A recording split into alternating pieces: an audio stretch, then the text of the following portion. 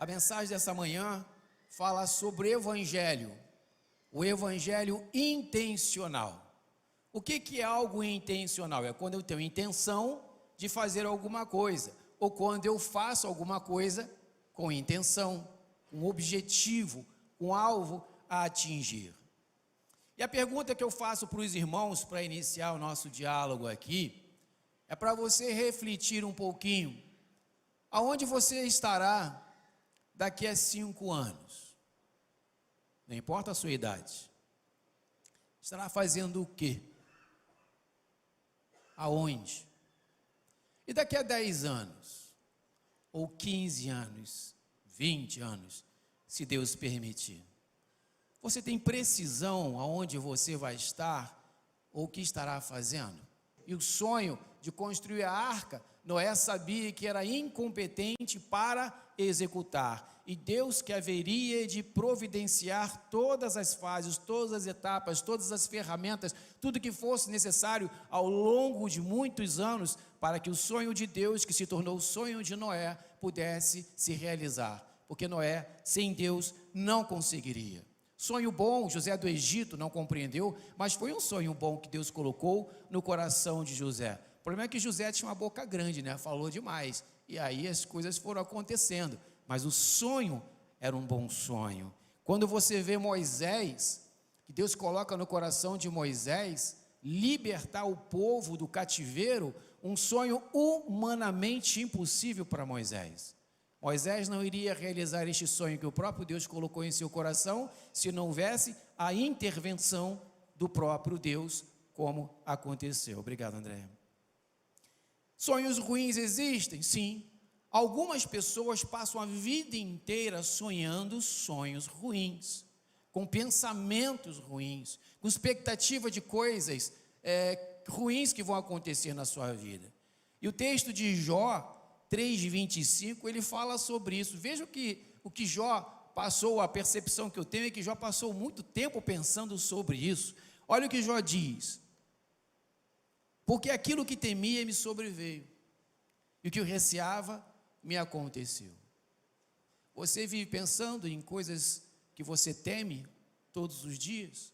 Você tem tido medo e repetido esses medos? Jó está dizendo, porque aquilo que temia me sobreveio, e o que receava me aconteceu. Irmãos, jogue estes sonhos ou estes pensamentos que têm vindo à tua mente, ao teu coração, sonhos que não são de Deus, repreenda em nome de Jesus e peça a Deus para que Ele coloque os sonhos dele em seu coração. Na verdade, Ele já colocou o principal, que é o ide por todos os lugares e pregar o Evangelho. Deus colocou no seu coração, nesse mês de junho, o sonho mais importante para toda a sua vida. O sonho mais importante do que conquistar qualquer bem ou qualquer satisfação pessoal nessa vida, que é cuidar de vidas que estão perdidas. E se o Espírito Santo tem falado com você, você precisa pedir para Ele: ó Deus, alimenta esse sonho no meu coração, para que dia e noite, ao invés de eu ficar tendo sonhos e pensamentos ou desejos que não te convém, eu possa sonhar os teus sonhos e dar-me condições de realizar um a um, para ser feito conforme a tua vontade para o teu reino. Existe, irmãos, sonhar intencionalmente é quando nós pedimos a Deus para gerar sonho em nosso coração, mas existe também a oração intencional, e isso está no projeto PGM, quando você coloca vidas, 5 vidas, para você começar a orar todos os dias. O que é isso? É uma oração intencional. Deus gerou o sonho em teu coração, revelou os 5 nomes, e a partir de então você começa a interceder intencionalmente, convicto pela fé, não pela obra, mas convicto pela fé que o Espírito Santo de Deus está visitando esta pessoa, estes corações, transformando aquele coração insensível num coração sensível à voz de Deus, para que haja salvação. Essa oração intencional pode ser uma oração intencional pela minha vida. Nós podemos orar intencionalmente por nossa vida. Por isso que nós fazemos 5 mais 1. Porque todos os dias eu tenho sim que clamar pela minha vida, pelas minhas necessidades. E nós temos ali Mateus 26, 38 a 39, que o próprio Jesus nos ensina, que diz assim: disse-lhe então, Jesus falando, A minha alma está profundamente triste, numa tristeza mortal. Fique aqui e vigiem comigo. Indo Jesus um pouco adiante, prostrou-se com o rosto em terra e orou, dizendo: meu Pai, se for possível, afaste de mim este cálice. Contudo, não seja feita como eu quero, mas sim como tu queres, ou que seja feita a tua vontade. Irmão, nós somos seguidores de Jesus. Jesus tinha um coração naquele momento aflito. Ele diz isso. No momento da aflição, Jesus buscou o Pai e clamou a Deus. Ora, irmãos, é claro que eu e você precisamos sim ter momentos de oração intencional por si mesmo. Eu preciso separar tempo com Deus para clamar por mim, para que Deus me santifique, para que Deus enche meu coração de alegria, para que Deus tire as tristezas do meu coração, para que Deus tire as angústias do meu coração, medo, pavor, ou qualquer outro sentimento que não procede dele. Então todos os dias eu tenho que clamar por mim, todos os dias você tem que clamar por si, sim. Deus conhece as suas aflições, mas Ele tem prazer em ouvir a tua voz. Ele tem prazer em ouvir a voz da igreja que clama por si, para que Ele possa te responder e trazer paz ao seu, ao meu, ao nosso coração. Ana de Eucana, lá no Antigo Testamento, todos nós lembramos dessa história. Ana, ela não tinha capacidade de gerar filhos. E ali, Eucana, seu marido, amava profundamente a Ana. E ele, apesar de naquele tempo ser um escândalo terrível, e muitos julgavam a mulher que não dava filhos como se fosse alguém que estivesse cheia de pecados, havia ali um preconceito contra as mulheres que não geravam filhos, era um fardo pesado demais para a mulher. E ano após ano, Ana, por não gerar filhos, sofria, chorava, mas sofria e chorava não sozinha, sofria e chorava na presença de Deus. Você está sofrendo, irmão? Você está chorando? Você está entristecido? Você está angustiado? Fecha a tua porta, escolhe um lugar secreto e busque ao Senhor, porque Deus se interessa por você. A maior mentira que Satanás fala para nós e para a igreja é que Deus tem muitas coisas e está muito ocupado. Irmãos, isso é uma mentira de Satanás, dizer para mim ou para você que a nossa oração não tem sentido, que nós não somos importantes para Ele. Sim, você é importante para Deus. Antes da fundação do mundo, antes de Deus fazer qualquer outra coisa, Ele te amou primeiro e planejou o plano perfeito em Cristo Jesus, para que o seu Filho pudesse morrer em seu lugar, em meu lugar. Que amor é esse? Antes de Deus construir tudo que nós conhecemos, e tão belo que é este mundo, imagine sem o pecado, foi o que falamos nesta manhã na classe. Imagine esse mundo como era belo antes do pecado, essa beleza toda, tudo que Deus fez, que é perfeito. Antes disso, Ele te amou primeiro, e já havia planejado a morte e ressurreição de seu Filho, por amor a você, mesmo você sendo inimigo, mesmo você estando perdido, sendo pecador, condenado ao inferno, Ele te amou primeiro.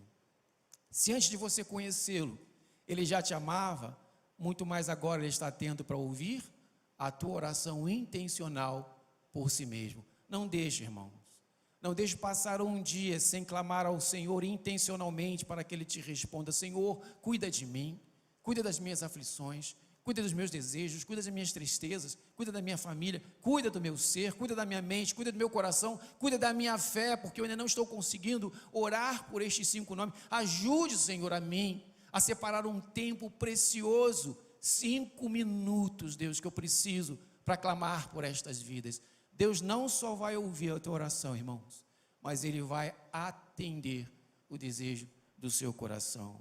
Oração intencional pela minha vida. Mas também existe, irmãos, a oração intencional pelo reino de Deus e para o reino de Deus. Nós vemos lá em Atos 4, 29 a 31 o seguinte, diz assim: agora, pois, ó Senhor, olha para as suas ameaças e conceda aos teus servos que fale com toda ousadia a tua palavra. enquanto estendes a tua mão para curar e para que se façam sinais e prodígios pelo nome de teu santo Filho Jesus. E tendo orado, Pedro e João, tendo orado, moveu-se o lugar em que estavam reunidos, e todos foram cheios do Espírito Santo. Para quê, irmãos? Para anunciar com ousadia a palavra de Deus.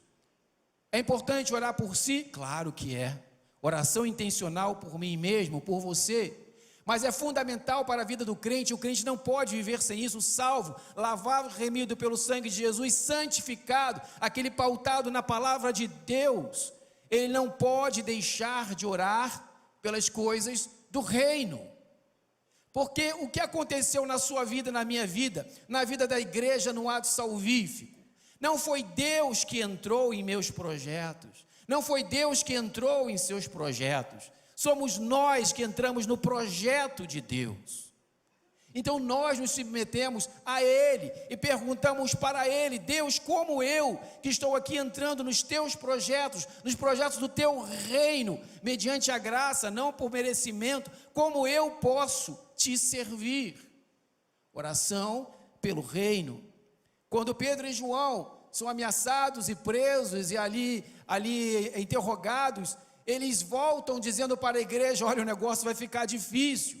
E o que eles fazem? Eles clamam ao Senhor, para que Deus dê autoridade e poder a eles para conseguir ganhar dinheiro, comprar casa, viajar, não, para anunciar com ousadia a palavra de Deus.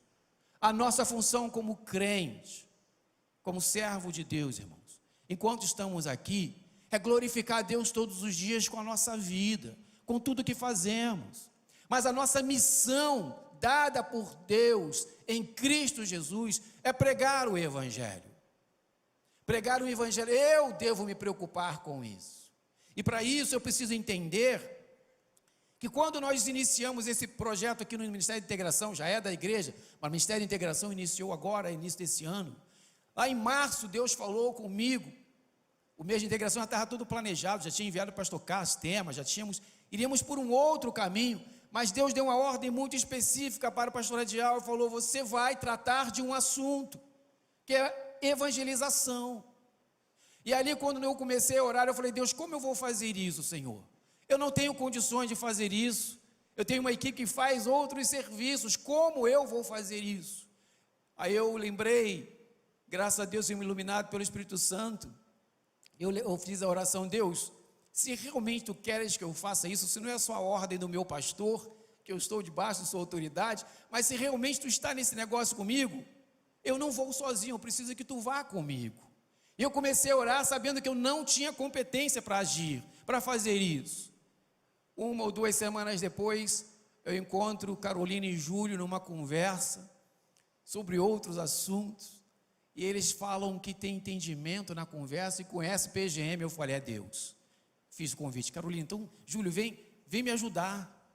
Vem me ajudar, que nós estamos iniciando esse projeto PGM no Ministério da Integração. Eu preciso de montar uma equipe, eu não tenho uma equipe. E eles, pela graça, aceitaram vir me ajudar. Mas aí é pouca fé, né? Aí eu orei: Deus, eu preciso da tua ajuda, Senhor. Me dá mais um sinal, para eu ter convicção que é em junho que eu começo esse negócio. Orei, aí não sei onde está Moshe, todos os dias ele está aqui de manhã, que ele trabalha online, né? Ele vem e deixa a filhinha na escola. Estava aqui todos os dias pela manhã, eu cumprimentava Moshe: ô Moshe, bom dia, bom dia. Um dia eu parei para falar com ele, que eu sempre faço isso, quem me conhece sabe. Falei: ô meu irmão, tudo bem? Já está me lembrando aqui, né, mano? Ah, já. Você está trabalhando em qual ministério, em qual departamento? Eu perguntei. Aí ele falou: não estou trabalhando em ministério ainda não. Então vem trabalhar comigo. O que você gosta de fazer? O que você sabe fazer para trabalhar comigo? Aí foi conversando, ele falou: eu já fui líder de célula, que é parecido com o PGM.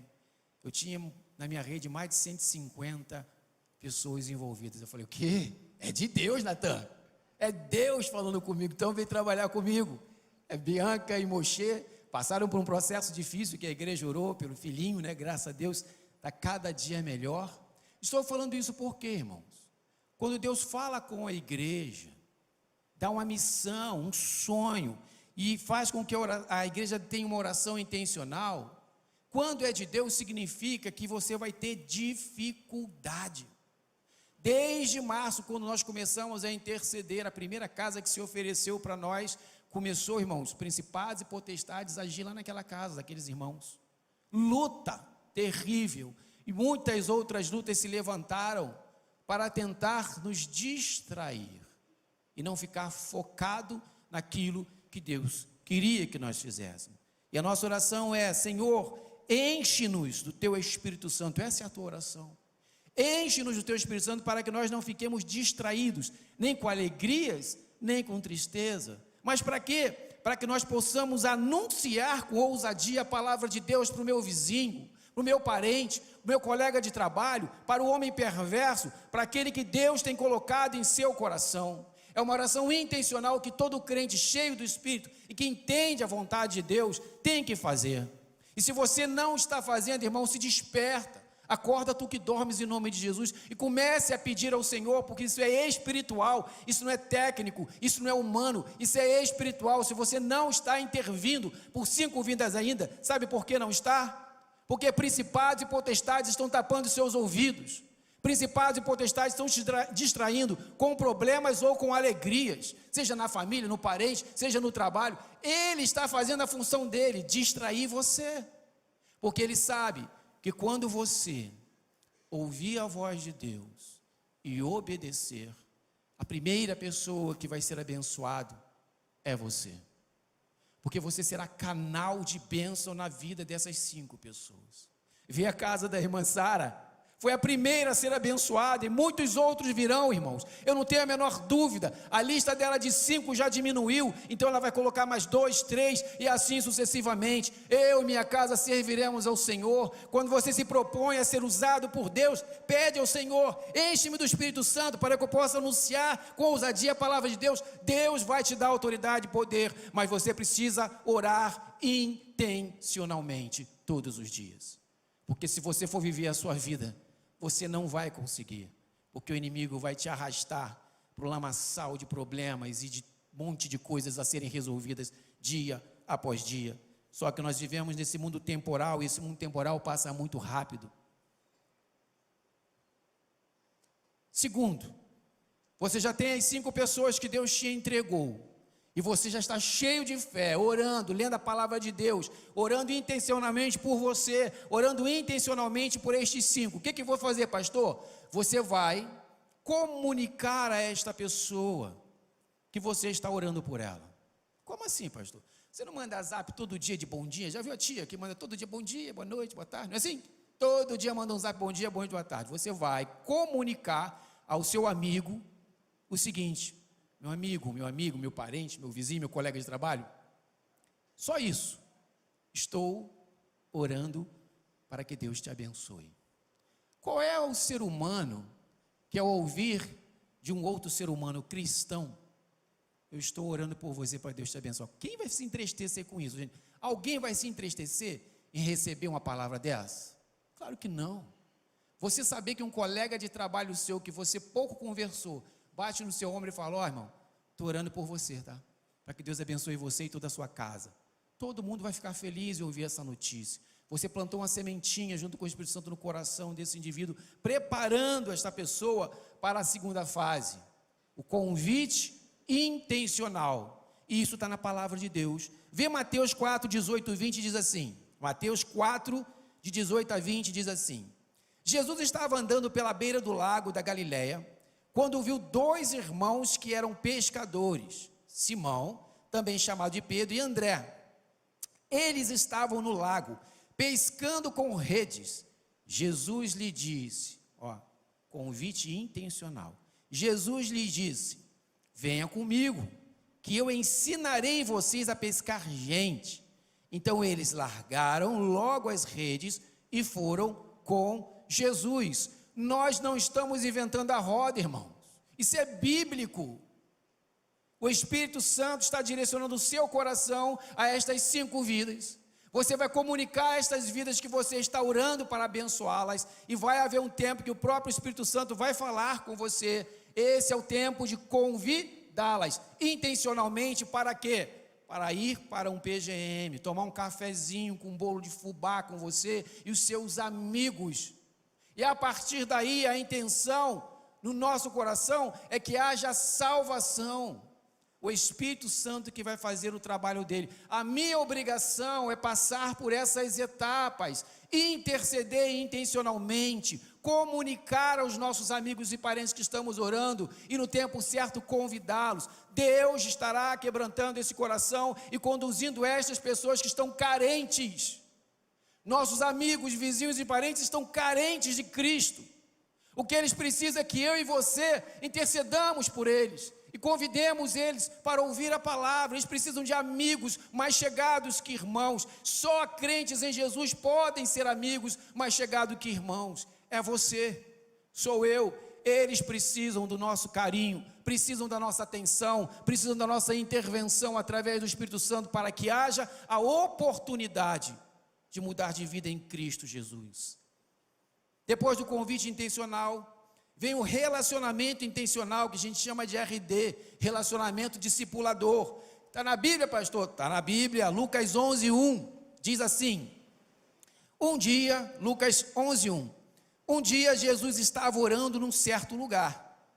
Quando acabou de orar, um dos seus discípulos pediu, Senhor, nos ensine a orar, como João ensinou os discípulos dele. Irmãos, um líder só pode ter bons resultados se tiver uma vida de oração. O crente, para ter bons resultados, ou só terá bons resultados se tiver uma vida de oração.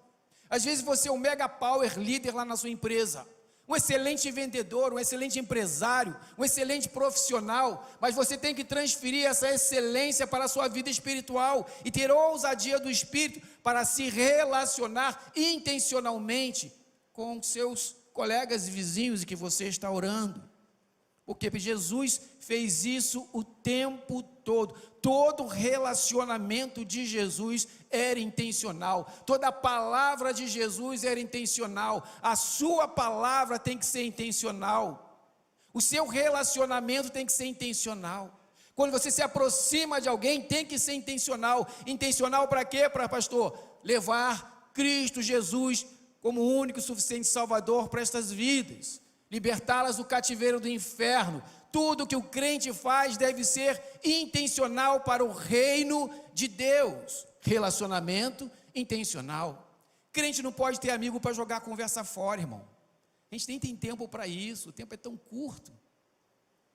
Seus amigos tem que ser para você ter a intenção de levar o Evangelho. É você que vai levar o Evangelho.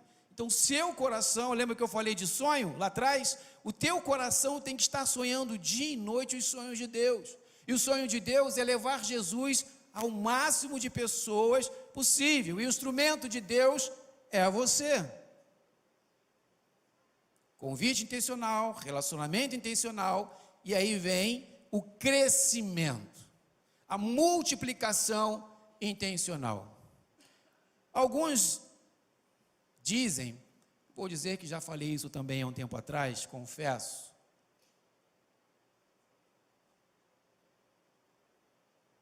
já pensei isso há muitos anos atrás, de que não necessariamente a igreja santificada precisa crescer. Eu tinha essa visão, muitos anos atrás tinha essa visão, mas essa não é a visão bíblica, né? Quando a gente vai para Atos, que é a nossa escola de igreja, do que é ser igreja, a gente percebe que quando existe o mover do Espírito Santo, a atuação do Espírito Santo na igreja indivíduo, na igreja como congregação, como ajuntamento, existe e tem que existir salvação a partir de mim.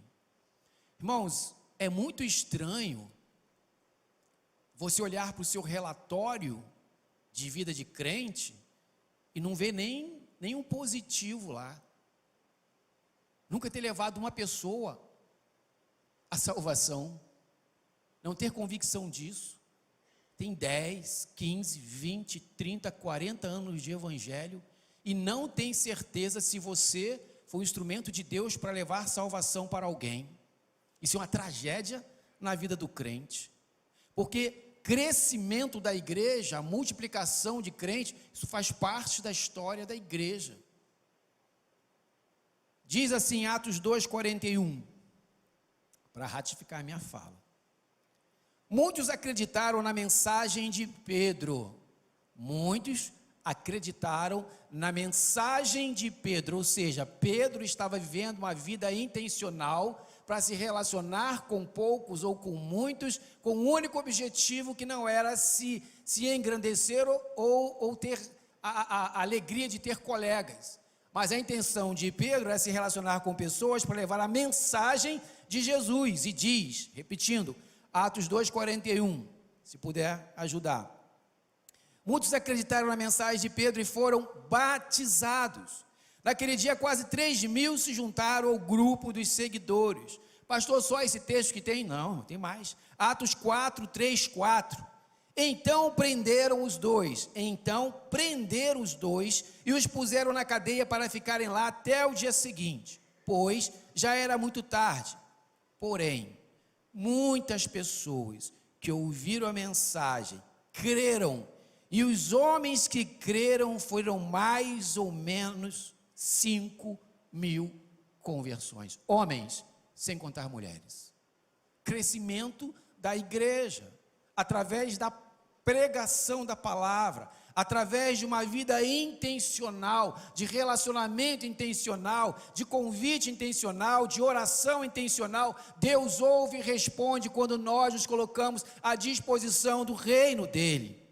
Todos os dias, diz Atos 2, 46 e 47, todos os dias, continuavam a reunir-se no pátio do templo, partiam o pão em casa, e juntos participavam das refeições com alegria e sinceridade de coração, louvando a Deus e tendo a simpatia de todo o povo.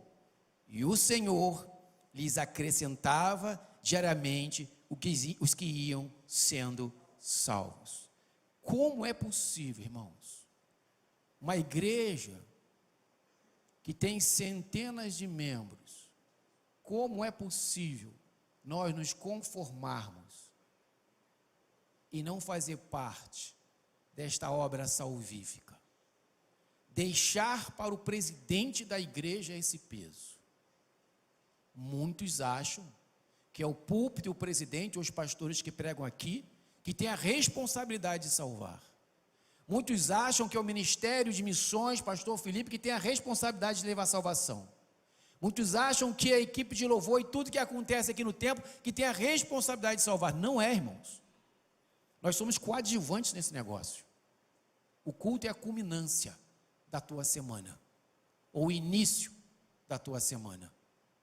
Na realidade, a responsabilidade de salvação, se esta igreja vai chegar no final do ano com mais 100, 200, 300, 500 membros até o final do ano, a responsabilidade maior está na sua vida individual, como crente, que ora intencionalmente, intercede intencionalmente, comunica intencionalmente, se relaciona intencionalmente e prega o evangelho intencionalmente. Vai haver salvação nessa igreja, vai haver multiplicação. E aqui o púlpito é a culminância, é o ensino, é o discipulado e o acompanhamento. Atos 16:5 diz assim: as igrejas ficaram mais fortes na fé. Perseguição, crescimento da igreja, avivamento espiritual, e o número de cristãos aumentava cada vez mais. Como eu posso, irmãos, achar que a igreja não precisa crescer? Como eu posso me conformar em olhar a igreja e nós vermos sempre os mesmos? Como eu posso me conformar em olhar a minha relação, se tenho de amigos, ou meu grupo de zap, ou os grupos de zap que cada um de nós temos, que são vários, e olhar para ali e perceber que a grande maioria dos nossos relacionamentos não tem salvação, que a grande maioria das pessoas que nós conhecemos e interagimos todos os dias, enviando mensagens, recebendo mensagens, nos comunicando no trabalho, na sala de aula, como é possível eu todos os dias achar que isso é normal, que estas pessoas vão para o inferno, e daí eu já ganhei a minha poltrona de luxo confortável para chegar aos céus? Como eu posso viver como cristão satisfeito, ou sem ou sem me preocupar, ou sem me entristecer em saber que parte da minha família está condenada ao inferno, e não tem missa de sétimo dia, não tem nada que possa ser feito.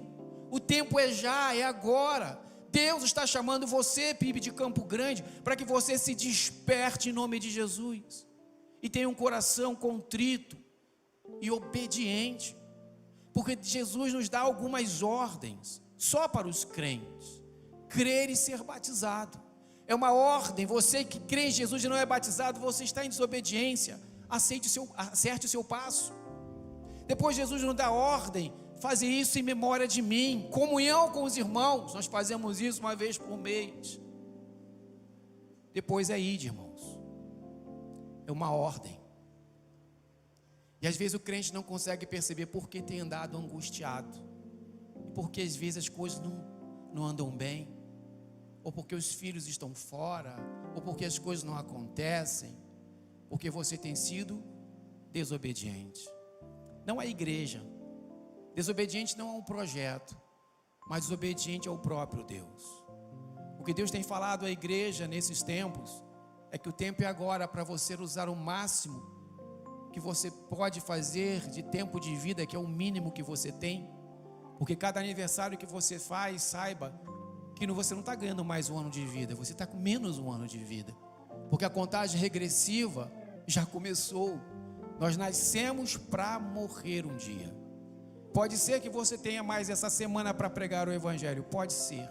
O que eu sei e o que você sabe, que muitos entre nós, cheios de saúde, tiveram mal súbito e morreram do nada, ou não tiveram oportunidade de ouvir o Evangelho, ou não tiveram, crentes, o privilégio de pregar o Evangelho.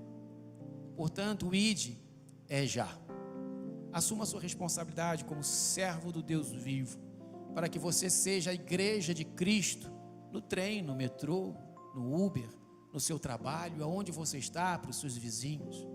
Separe um desses nomes, umzinho, para aquele que é perverso, para aquele que você não gosta, ele não gosta de você, para aquele que te faz mal, te persegue, te aborrece, te entristece, porque Jesus ama os perversos também. Jesus amou Saulo antes da fundação do mundo, e o próprio Jesus foi ao encontro de Saulo e transformou aquele perverso em um homem abundantemente abençoado, assim como você. Portanto, concluindo, a palavra de Deus em Salmos 23, versículo 5 diz algo extraordinário que eu trago para a minha vida. Diz: unge a minha cabeça, o finalzinho, né? Unge a minha cabeça com óleo, meu cálice transborda. Sabe o que acontece quando você abre a sua casa para um PGM? A sua casa é esse cálice que se enche de Deus, da presença de Deus, e transborda. Só é possível transbordar se encher. Sabe o que acontece quando você pede para o Senhor uma oração intencional? Senhor, eu quero estar avivado, porque aquele que ouve a voz de Deus e atende e começa a orar por 5 vidas, isso é avivamento, irmão, do Espírito Santo. Para que essas vidas sejam atingidas pelo Espírito Santo de Deus, primeiro você vai se encher como cálice, coração intencional. Senhor, enche-me da tua presença, enche-me da tua presença, de tal forma que eu transborde sobre estas vidas a tua unção, o teu poder, a tua glória e a tua salvação. O primeiro a ser abençoado, irmãos, por incrível que pareça, é você.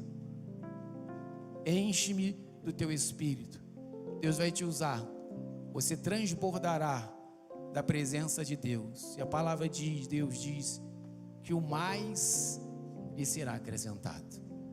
Amém?